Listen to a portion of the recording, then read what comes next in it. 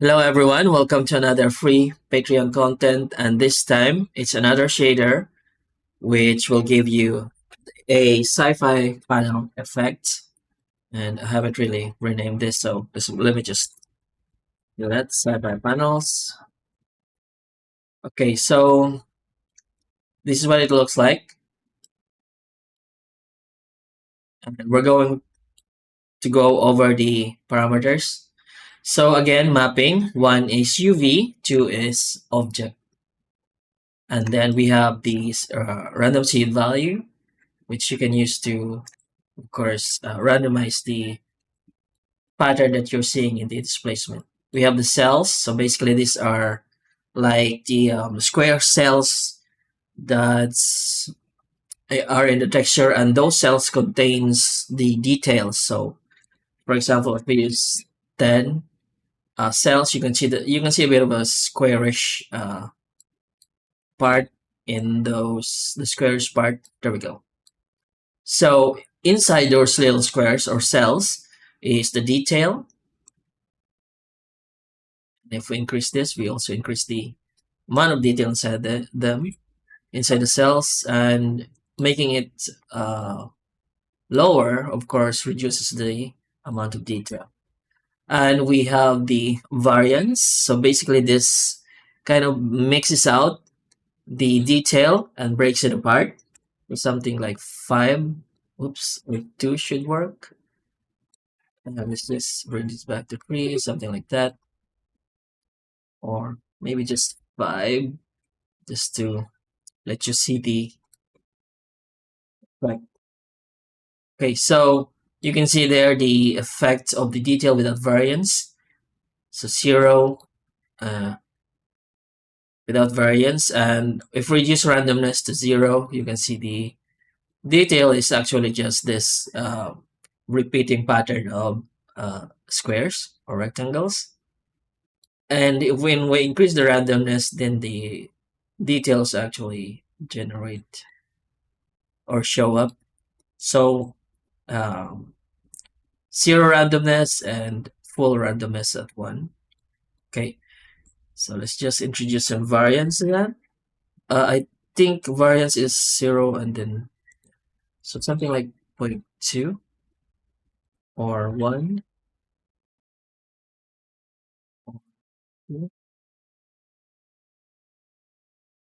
Let's see. Forgot the old. Okay, something like 2 here. There we go. So not too much. There we go.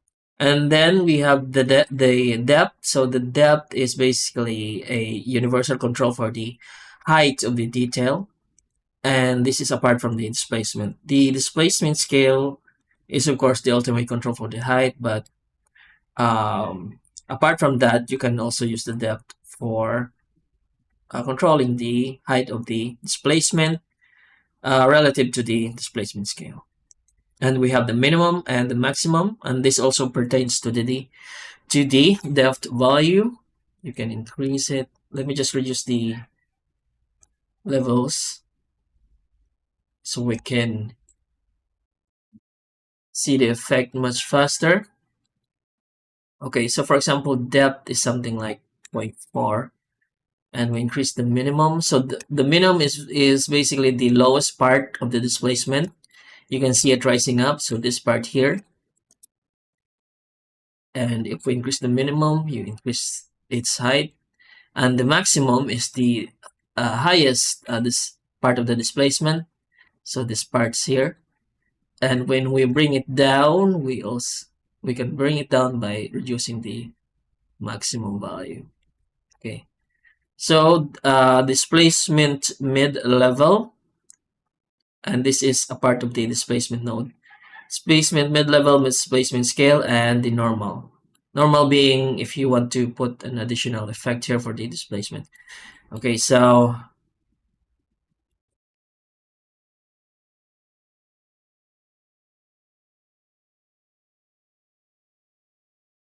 the higher the subdivision, the better the displacement will be.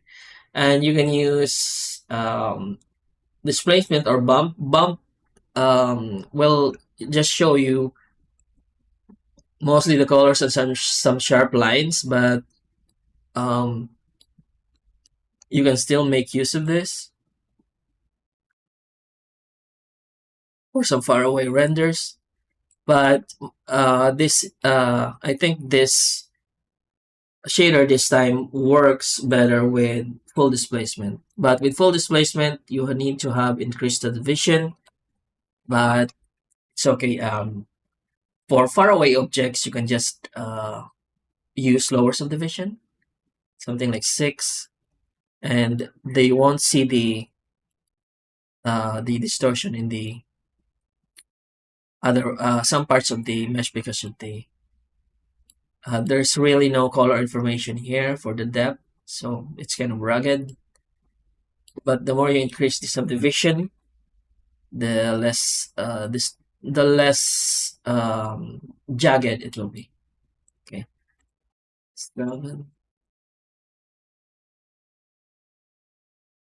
Let's just reduce the depth to something like 0.25. Okay, or zero point 0.3, and cells to 3, variance to 5. Let's play with the random seed.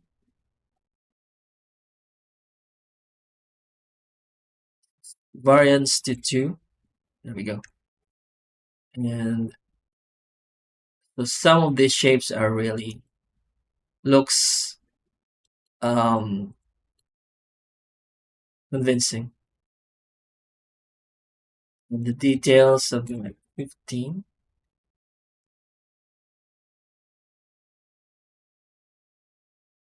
And we also have, I forgot the invert. We also have the invert. Of course, you need to, for some values, you need to increase the, or change the mid displacement mid level. So you avoid those distortion in the sharp edges of the mesh, kind of like this. Okay, so depth, there we go. And adjust the mid level again for the change in the settings. There you go. So the depth kind of controls the gradation. Also controls the gradation of the height. So there's like pure white to pure black,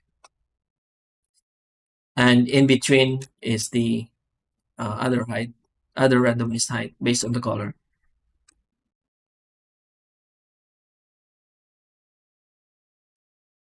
So let's use something lower to for the cells, and let's reduce the amount of detail being displayed by increasing the minimum depth, and increase the variance to 4. So you just need to play around with the settings and get something like this. So this looks really good. Now this already looks like a usable pattern for if you're vying for a quick bucks model. Okay, so I think the only advantage here is disadvantage here is that we're not using. I don't know if we can convert this to an actual mesh. Roll a visual geometry to mesh. No, we can't. No, we can't. Can we? No.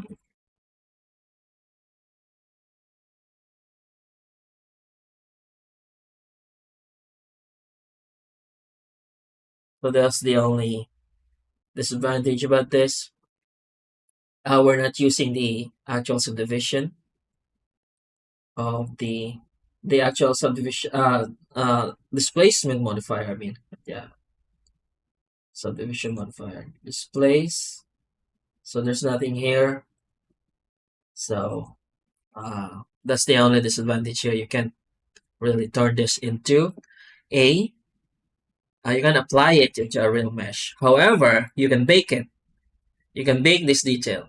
So what you do is just duplicate your base mesh and remove the modifiers except for the mirror, remove the subdivision, and just kind of inflate this. Just offset it a bit from the original mesh or the high detail mesh. Then you can use something like text tools to bake this. And you can bake the normal, and there's no displacement bake here. So you just have to contend with actually just using normal. If you want the base color, you can do that also. But I think there's probably a way to use the tangent map to create a displacement map in other software. So that can also work. And I think cavity, yeah, cavity can also work as displacement, maybe, but you can try it. But my best bet will be just to, if you're finished with a model, base color, AO, and tangent normal. So your low poly mesh will have this detail at least. So with tangent normal or the normal map, I think you have it will still look really good and provide you with this amount of detail or this look. However, the actual surface won't be displayed, so there's that. But at least you have, at least you can turn this into. You can use this as a detail generator using just the shader. So what this kind of looks like is the old version, really old version of random flow. When the algorithm I was using is really not that complicated. So the uh, the algorithm right now is really ironed out, the walk radial and square, but uh, at the start it was just the walk solver and it was really not that complicated. So it kind of looks like this kind of Voronoi fractal. Okay, this looks good. Look, it actually looks good. However, let me just do this. If we can, I don't think it will bake correctly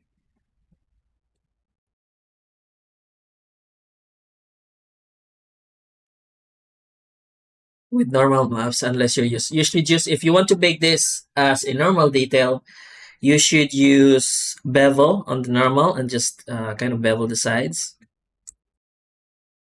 because if you don't have this, then this is basically just the baker cannot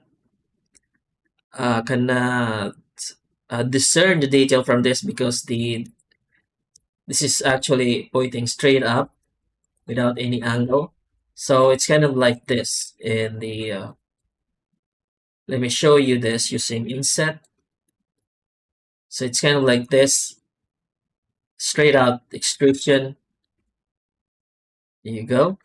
And if we turn off the cavity, you can see that there's nothing here. So that this will be what the baker will see and not really produce any detail in the normal map. Versus if you actually just use kind of like inset a bit and then push down, then you can see the detail without the help of any cavity effects.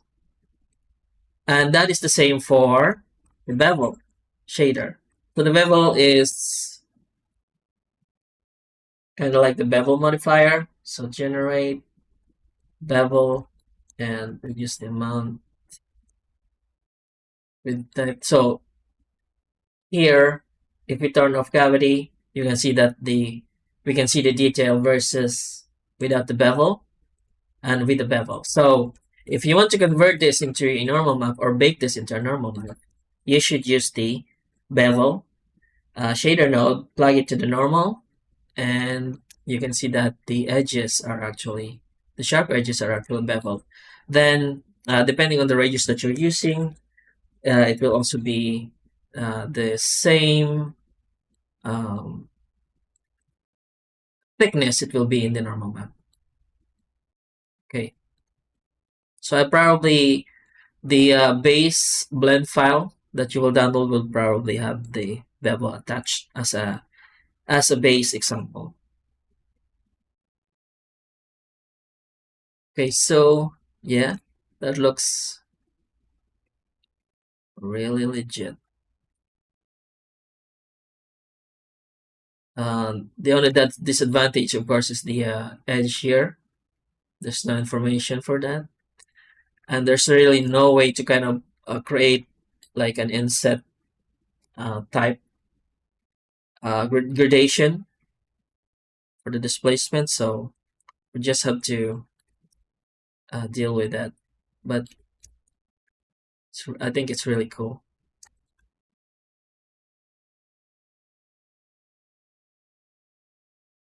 I'll play around with the cells. Something like 1.5.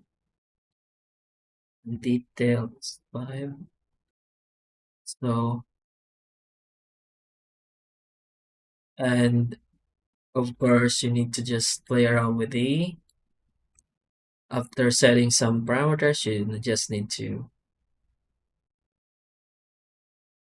play around with the seed value until you get the shape that you like.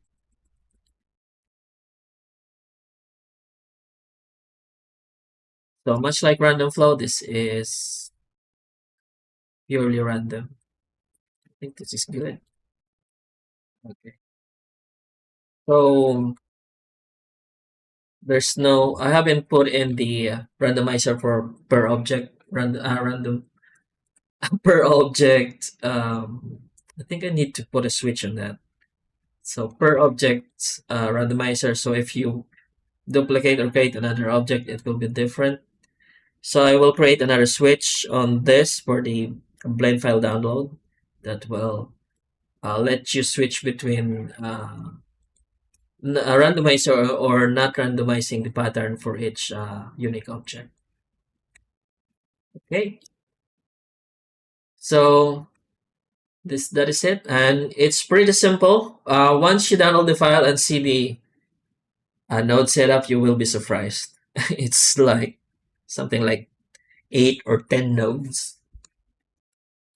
So it's not like those cosmic web that you see in the internet, cosmic web of nodes that you can't really understand. So it's great if you're a beginner and you're just studying procedural shading. It will be a great start for you.